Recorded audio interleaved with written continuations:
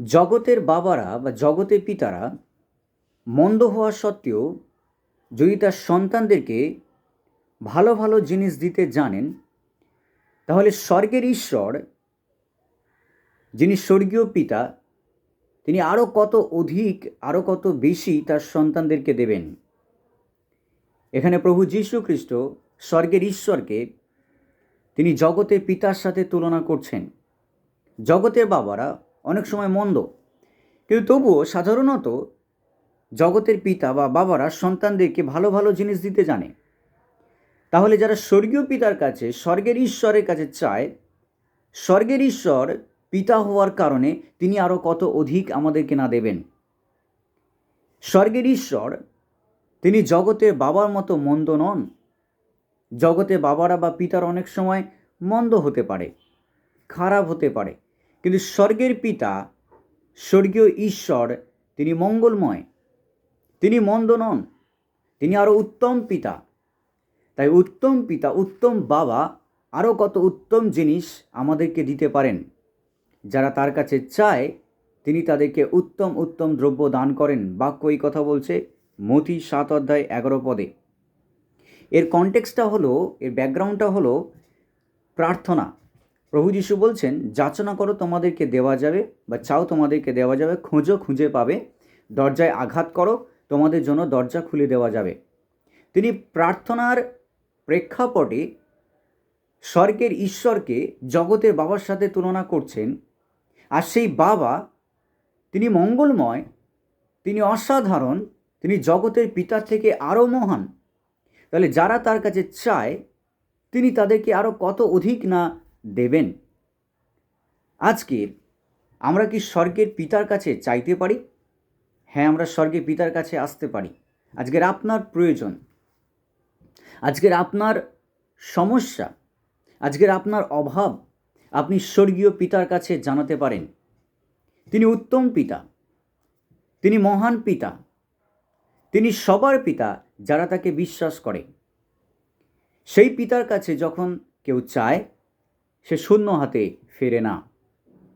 স্বর্গের পিতা জানেন কিভাবে তার সন্তানদেরকে, অর্থাৎ যারা তাকে বিশ্বাস করে, ভালোবাসে ও তার কাছে আসে, তিনি তাদেরকে উত্তম জিনিস, ভালো জিনিস দিতে জানেন। আজ এই অভিজ্ঞতা আপনারও হতে পারে। স্বর্গীয় পিতা আপনার জন্য তিনি অপেক্ষা করছেন।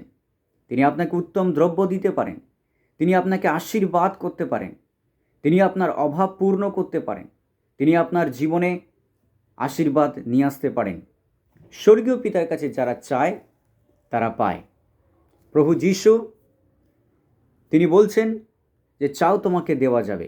আজ আপনি কি ঈশ্বরের কাছে চাইতে পারেন?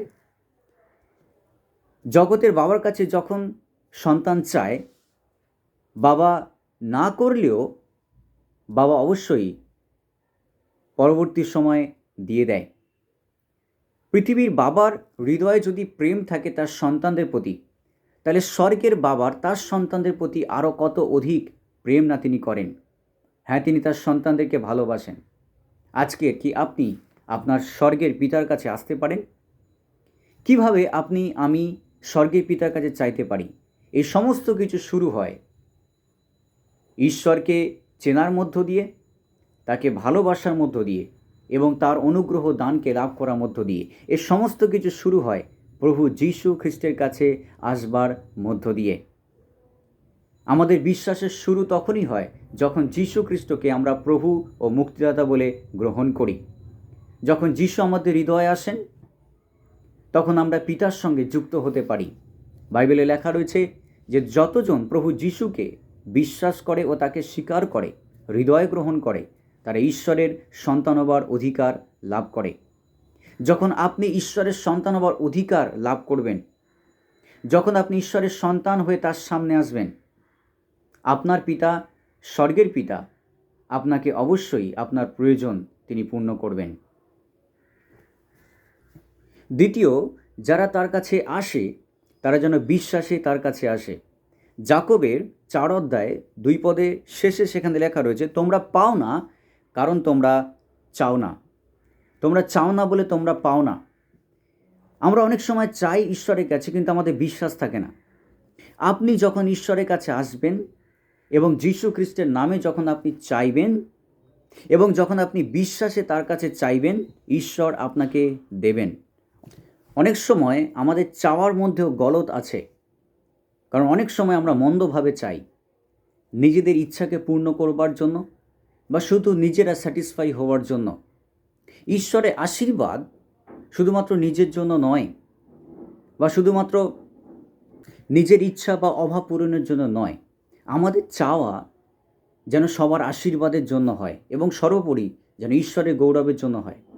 যে কেউ পিতার কাছে পিতার গৌরবের জন্য চায়, পিতা তাকে দেন। তাই আজকের আসুন স্বর্গীয় পিতার কাছে বিশ্বাস নিয়ে প্রভু যীশু খ্রিস্টের নামে এবং আপনার সমস্ত প্রয়োজনকে আপনি ঈশ্বরের কাছে বলুন। চাও, তোমাকে দেওয়া হবে।